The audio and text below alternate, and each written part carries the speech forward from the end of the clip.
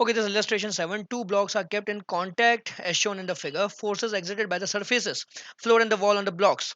We have to find the forces by the surface on the floor and the wall. Contact force between the two blocks.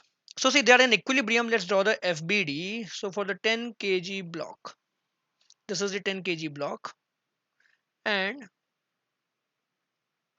this is the 20 kg block. Okay. So here is your applied force of 100 Newton. Here we have this 50 Newton force. So let's divide this into components. So this will be 50 cos 30. That will be 50 root 3 by 2 or 25 root 3. And in this direction we will have this is 50 cos 30 and this will be 50 sin 30. So 50 sin 30 means 25 because sin 30 is 1 by 2. Then we have other forces, gravity downwards.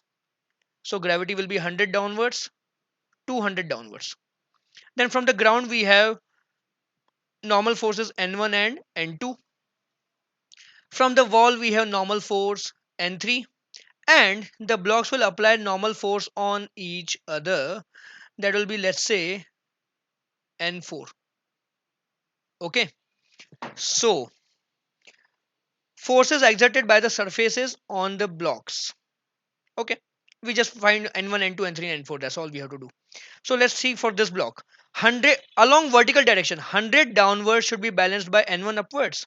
So we directly get N1 equal to 100. Okay, similarly, 100 horizontal should be balanced by N4 and horizontal for equilibrium. So we get N4 equal to 100.